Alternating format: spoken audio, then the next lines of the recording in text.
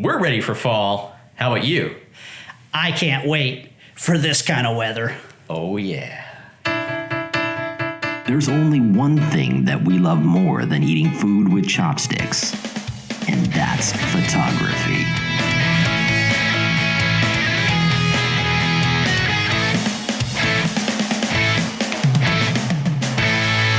Hey, welcome to the third season of the Panoptic Chopsticks show, or as it says behind me, the Hopsticks show. Yeah, the hopstick eyes. But we are in for our fall season, and I Yes. was very glad to get out of that flannel shirt.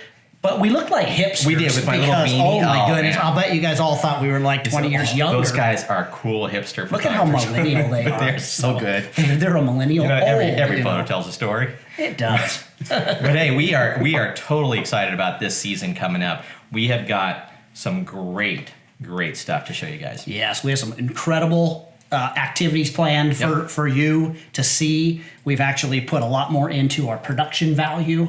We have this amazing sign that was created by Dan Mann at Signorama. Yep. Thank you so much for helping us get Dan this Mann, sign. you are the man. Yes. We'll throw a little behind the scenes of them making the actually, it's sign pretty cool. up on the website. It's pretty cool. So the you way have they to do make it. us a nice chopstick sign for the set, which I am very grateful for. I Yes. think it adds a lot to it. But yeah, like I said, this is going to be a great season of photography, Yes. sushi, and fun. Exactly. Again, we try to bring the fun back to photography. So, you know, this first few weeks of this season, what are we going to do? We're going to... Well, this is what we're calling our lighting month, September. Yep. So we're going to start out today's show. You light up my life. You give me hope. But now I'm going to have that in my head all day. But we're going to talk about a simple lighting setup using a $30 flash. You're going to talk about that here pretty quick. Yes. So that's pretty exciting. Next week, we're going to move up into our big monolights. Yep. So we're going to have a show. We're going to talk to you about how to use those things. You're going to see us using them on location. You're going to see us today going out. We had some fun shooting with the Speedlights. That's what it's called, yes, the Speedlight. Speedlight. Now, what's really That's what fun is they that we've been using, you know, as you guys know, if you have been watching the show, we've been talking a ton about high-speed sync because Yes. we've over the year have really fallen in love. And with that'll be our high-speed final sync. week. That will be. But we're going back to basics Yes. this week and taking it all the way back to the very beginning. Like Mark mentioned, we actually picked up a $30 flash from Amazon. It's the Amazon Basics flash. You might have seen it on the internet. It's been I thought it was a joke. You sent it to me and you went, Mark, look at this. It's like $27 and it was actually an Amazon brand. Yeah. I didn't even know they made their own brand of Yeah. photography equipment. So after we do our photo walk, we'll come back and I'll show you the flash. But this is $30 flash. No joke, $30 for a flash. It comes with a sync cord, everything. Plug it in so you can use it with a trigger. We used a basic Manfrotto stand. I mean, one of their cheapest stands. You can use any light And a stand. $9 shoot-through umbrella. And when you see what we captured with this basic setup, like, we were like, why don't we shoot this way more often? Exactly. And the nice thing, it's just so easy to get around with. So, you know, if you've been lugging a lot of gear, do yourself a favor once in a while. Pull out the Speedlight, pull out an umbrella, and just go out and have some It's pretty fun with a very small setup. And it makes you totally mobile, right? I mean, you can carry this anywhere. It weighs like 6 pounds total. Okay, we could ramble all day We could. about this. Why don't we just go out and show them? Let's do that. What we So did. let's grab our walk and take a walk. So, Let's load it up. all right.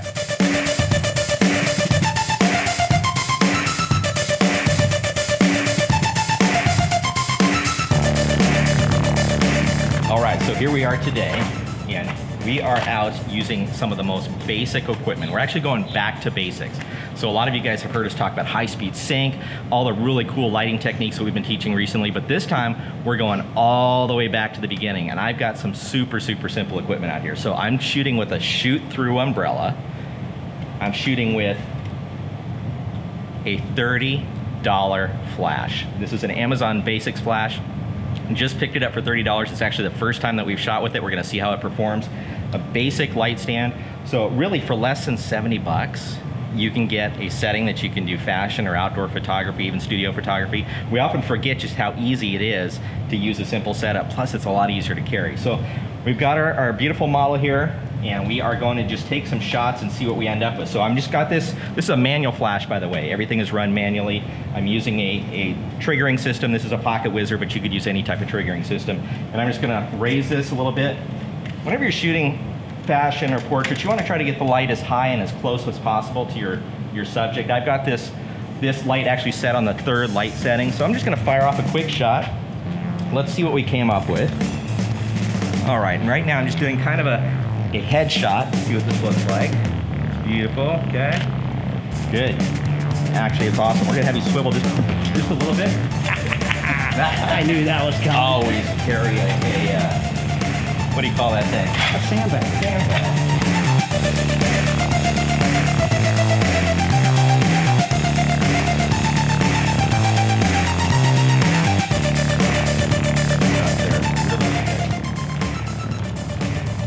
No, you're fine. Come on through. Come on through. All right, so this time I'm going to raise, or excuse me, lower the power just a little bit on my camera by raising the f-stop. So when I raise that f-stop, it means that it's going to require more power for the flash.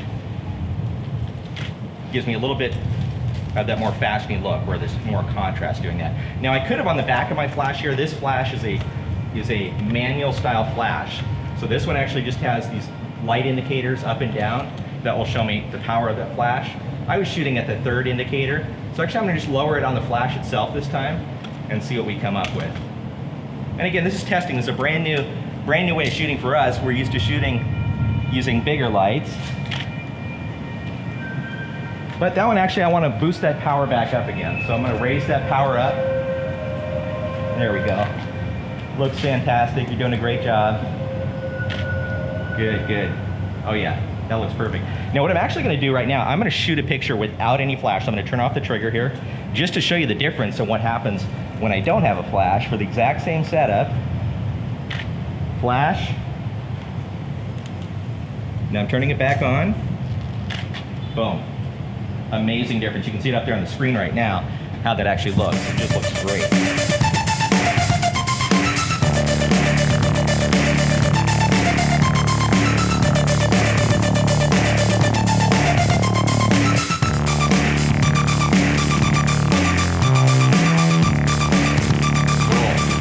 So hey, we're just walking down this alley. One of the things that we love about traveling light like this is that it's super easy. We came around the corner and there was this alley that had great color that blends right along with the outfit that she's wearing. And we thought, let's just plant the light right here and start shooting. That's what we did. So traveling light makes it so much easier than carrying around all these different lights.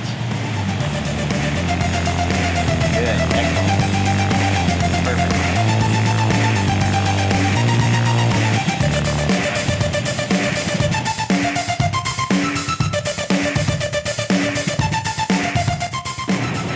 So this is really cool. So we're in another one of these kind of alcove alleyways, and we came around the corner just like we did in the last position. But this is one of those areas where if we had our bigger lights with us, I don't know that we could have actually gotten the shot that we're gonna get, because this allows us to do that run and gun. We just carry that light, boom, pop it down right behind the wall here, and we're gonna fire off some shots. Let's see what we come up with.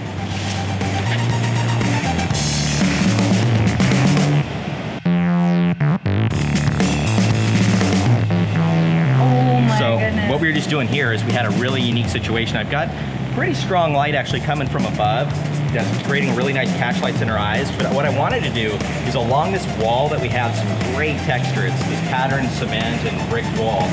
And I wanted to make sure that we took that light, we shone it right straight down the wall. It's using just a bare flash. I collapsed the umbrella, and it's creating a great texture. Almost looks like the sun is coming in from the backside too. But by doing that, it allows us to capture light from two different directions. In fact, I'm gonna fire off another shot. So I'm back as far as I can. I've got my 85mm lens on right now. So I don't even see that light back there. When I capture this shot, it looks incredible. I mean, it's absolutely amazing.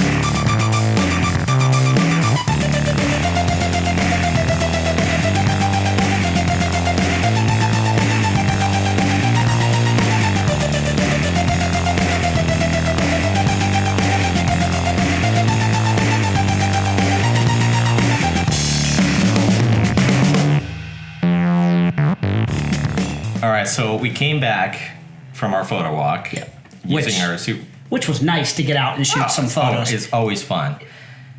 So we were using the Amazon Basics Flash, right? Yes. This was $31. We're pretty excited about it. And we were totally excited about it. And in fact, it worked great. Yeah. When you watched the last segment, our first 2 setups, you were exclusively using this Flash. And it was doing phenomenal. We were going like, wow, this is amazing. And then it stopped working. It just stopped. Yeah. It would not show any lights on the back. I thought, well, maybe it's the batteries, which I just put in fresh batteries. So I didn't think so, but who knows, right? So we got back from the photo walk. I turn it on. It's like, oh, all the lights are on the back. Sweet. It came back to life. Well, it's like frozen. It's frozen. So I changed the batteries. Yep. Obviously, just to be fair, it could be something really simple that we're doing wrong. I doubt it, because all we did was shoot with it and it stopped working. Yep. So it may have overheated. It looks like there's some kind of a liquidy oil coming out of it. So I don't know. I mean, it is 145 degrees still outside. So even though it's our fall episode. Yeah, if this was a review, which it isn't. So again, we'd be fair to this product. We don't know what's wrong with it, but I would think for $30, I would go out and buy a nice sushi dinner and get $30 worth of this. Be careful, you're gonna instead of $30 That's very worth of valuable. that. Don't drop it. That's good. Always put the sushi right on top of your keyboard if you want. That's right. I eat all the time on my sushi off of my keyboard. That's right. Keyboard sushi, we call it. Fortunate questions. So I always love fortunate questions. I do too. It's one of my favorite times because I love eating fortune cookies. It's my favorite season, fortune cookie season. And I know that you guys enjoy hearing me eat because it's always it picks up every bit of sound in the microphone. So this week, are you ready? Absolutely. Exciting. This is Jim from Irvine. Irvine Jim, welcome to the show. Hey Jim, welcome. We're glad you're watching. It says, I have a 5D Mark I and Mark III, thinking of going to the Mark IV.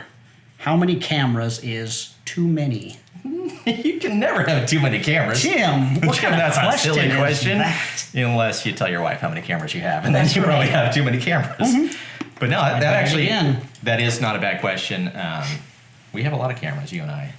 We do. The question is, Jim, why do you need another camera?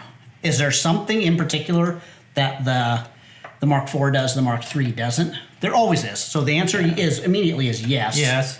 I mean, that specific question, the jump from the 3 to the 4 actually is pretty significant in the quality of all things, both video and still pictures. But, the 5D Mark III is a stinking good camera. It's an awesome camera. It's a really good camera. It now, really we're both is. Nikon shooters, but I got to say that, some of these shots that come out of Canon are fabulous. Yeah, you and I have talked a bunch that, like green, we love the way Canon handles green, superior to Nikon. When you shoot with a Nikon, greens tend to just do this weird. Reds. Yep. So I mean, it's a toss up between the two. But to answer Jim's question, Jim, if you can afford it, go for it. If you can't, don't. Right? Don't just spend the money just to say I have the newest. And if you just think that it's going to improve your photography, it's not at all. But if you have a legitimate reason, your clientele, you're going, I need to get a better file. We were joking about that today, right out on our photo walk. We're going, okay, so people want to buy this new camera so they think they're going to be a better photographer. No, because if you're a lousy photographer, you're a lousy photographer. There's just no, I'm not going to beat around the bush. There's some people that are lousy photographers. Now, today's cameras allow most people to take an incredible picture, but you got to be able to compose the picture. And a new camera is not going to help you compose the picture. No, you're not going to learn composition by owning a new another camera. Here's the other benefit of having multiple cameras. Now, we've all had this happen. All meaning you and I, at least. Yeah. Out on a shoot, you run out of battery or something happens that having that something backup locks camera. up. It's like, oh no, what do I do? Yep. So having a backup camera, I always carry at least 2 bodies with me. And I've had times where something has gone wrong with my camera that was very simple and it was easy to fix. Yep. But in the moment, I couldn't. I would have just lost it had I had to have taken my time to figure it out. I could set this aside, pick up the other camera, and just keep working. Here's a fun one to think about. Think about going with Sony or Fuji. Yes. Right? I mean, you already have the DSLR. Why don't you start playing in mirrorless? And why in the world would you be thinking about that Mark IV when that Nikon D850 is coming out? So. Well, then Jim would have to change all his glasses. He would, so. But Jim, it might be a good idea. Yeah. It just might. So that wasn't a bad question. Actually, it's a very good question. So tell us about the box So you may today. be wondering about the box of goodness here. So on this season and this season only, unless it's super successful, then I may continue next season. But on this season, anybody that sends in a question that gets picked and stuffed into our weekly fortune cookie fortunate question will receive the fabulous deluxe Chopstick Guys chopstick set. Now this does not just include one pair of chopsticks, but it includes 2. Beautiful bamboo with accoutrements. Oh, they're beautiful accoutrements. Not one, but 2 Chopstick Guys fortune cookies with questions stuffed in them. Or I shouldn't say questions, but fine photo phrases. There is stuffed inside these special... Right, and what else we got here? This has not only wasabi sauce bowl, and wasabi, ginger bowl, but this is kind of hard. It's stuck in here, but chopstick holder. Rests, I like chopstick rests. So you can rest them like this so it doesn't touch the dirty table. So send in your questions each week. Yeah, so Jim, we are going to box this up and we're sending this down to Irvine. So, and you will receive this gorgeous, beautiful set in the mail. Thanks a lot. Thanks, Jim. Oi, talking raw. Talking raw. I love this part of the segment. I do too. I cannot wait. No. You are talking raw today.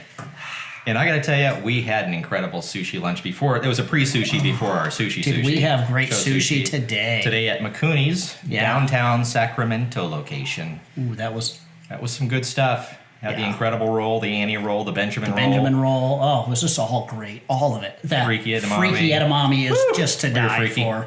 But anyway, speaking of the lovely sushi selection, we've got a lovely selection of talking raw today. Yeah. We're going with that. Okay, so one of the things that we've been working with quite a bit lately, it's called frequency separation. I love talking about it. You know why? Because it makes it sound like I'm this big techie that I know what I'm talking about. That sounds way beyond I use frequency separation. But it's really not as difficult as you think it is. It just has a big name, and I don't know who named it that because I don't know that this really qualifies as frequencies.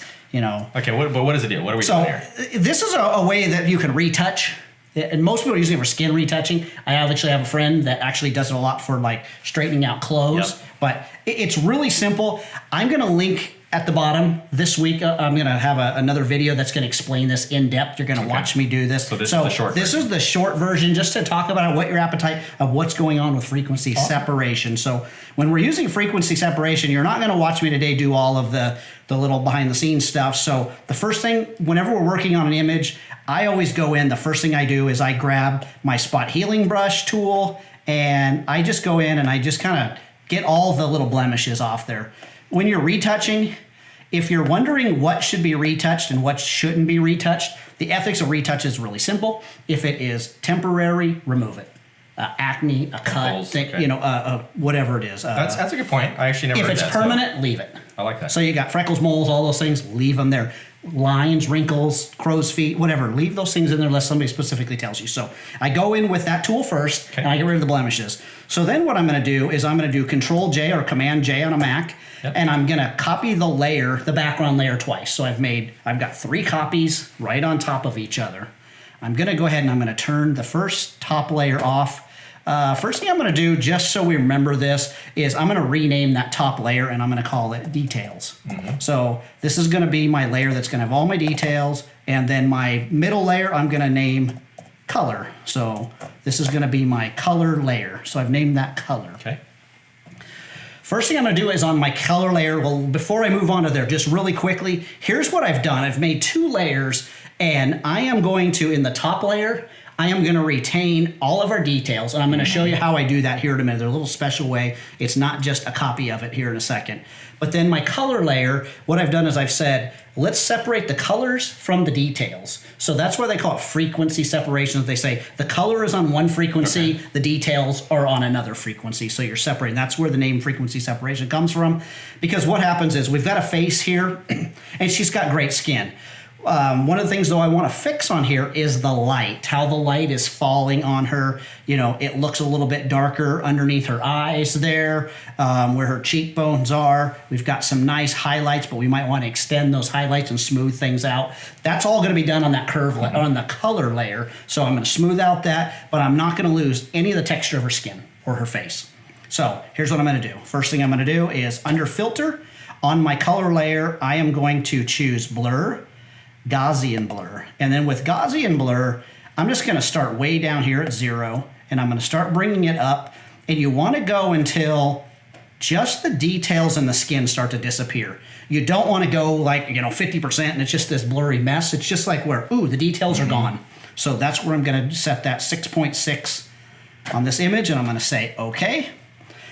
And now I'll show you my details. I'm going to turn on my details layer. When I turn it on, you're going to go, that looks like the same picture. Well, I'm going to go up here, and I will again explain this in a more detailed lesson. I'm going to go under image, and underneath image it says apply image, and I'm going to say apply the image. And right away it's set to, by default, to multiply.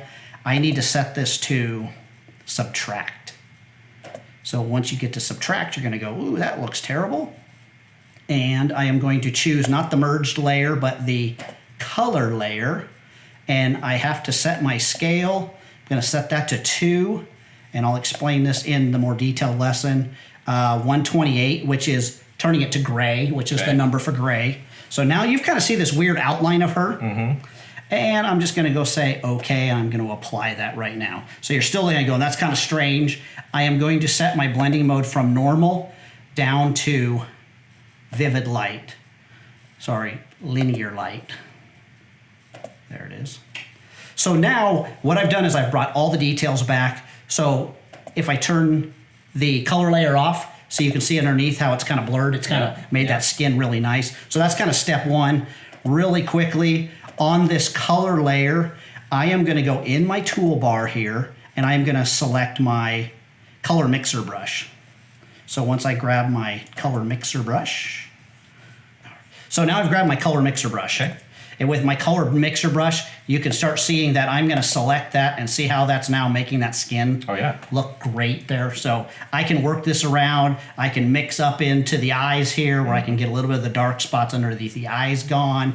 I'm going to work with the nose. I'm constantly using my bracket keys here to change the size of my brush. So now I'm working this nose here, and you can start seeing it's starting to kind of blur it all together. But once I'm finished, I'm going to go ahead and I'm going to turn that detail layer back on, and now you can see that we've got this nice smooth skin underneath. The details are still there. If I want to fix my details, if I think things aren't going so well, then what I can do is I can grab my spot healing brush, and anywhere that I find details that are actually almost, I would say, too detailed, I would come in here and I could work those details down to where, like, if I wanted to get rid of wrinkles under the eyes, I can actually just kind of, it's like erasing, smoothing out those portions of the details. So once I get that done, I've not lost my details. I've just repaired the skin. I fixed it nice.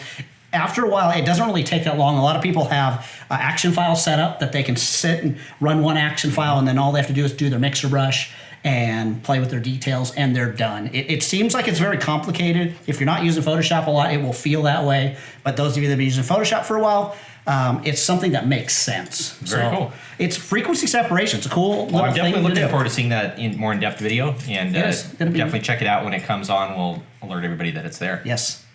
All right, so give me some food for thought. Yeah, I think this was a great start to our fall season. It was fun. I'm excited about showing you more of the shoots that we're doing. Food for thought. You know, we say this a lot. It's all about the gear, you know, because we used to say, like, it doesn't matter what kind of gear you have. It does matter. But, you know, today just was a reminder of it's also about knowing how to use the gear. Because I think you created some magic with just that cool tiny little Speedlight and going back to a shoot-through umbrella. It's the way I used to shoot years ago. You know, it has its limitations, definitely. But a day like today, wow, it's fun. It's just really fun. You know what I love? We were moving. My food for thought is my arms aren't tired today. No. Now, you know, we shoot with the Interfit S1 lights most of the time for everything we do. But we thought that was wonderful. They're not heavy. Right? No. They're like 6 pounds. It's not like it's breaking my arms trying to carry this thing. But just the thought of, like, today, I mean, we walked for probably a mile and a half, right? Just carrying this thing and running around, it was so easy. And it doesn't draw attention. If you're doing the running gun stuff like we were doing today, we ran into a security guard three different times. In fact, we ran into the same security guard three different times. He was a nice guy. You know what? I guarantee you had the S1s. he would have said, sorry guys, you need a permit to shoot here. But he actually came out and went, full-blown work or a full-blown photo shoot? Yeah, what was my answer? I said, I wish. I wish. Yeah, Let's have fun. And he went, well, have fun, guys. They saw the Speedlight and the little umbrella. So it was fun. I mean, don't always think that you have to have the biggest, the best, the top end of everything. Just go with. You can still create magic. You can create a business with a softbox and a Speedlight. Yeah, pretty amazing. Yeah. So. Well, awesome. Well, welcome to show 1 of our fall season, and we hope that you join us every single week here on the Panoptic Chopstick Show. We'll join you every Tuesday, and please don't forget to.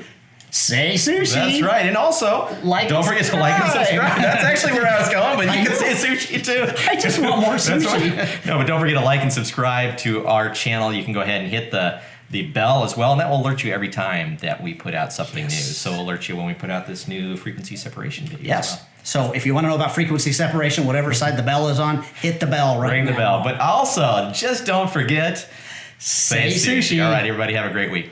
We want to welcome you to our YouTube channel. That's right, the Panoptic Chopstick channel, where we are bringing fun to photography. Hey, we want to invite you each week to join us on Tuesday, where we put out a new episode of our Panoptic Chopsticks show, where we will give you tips, tricks, interviews with photographers. We'll give you DIY projects to do on your own, and maybe even inspire you a bit. That's right, including always a little dash of fun. So we want to invite you to go ahead and subscribe and like our channel, where you will get notified every Tuesday of brand new episodes. But welcome to the Panoptic Chopsticks channel. Come join the fun.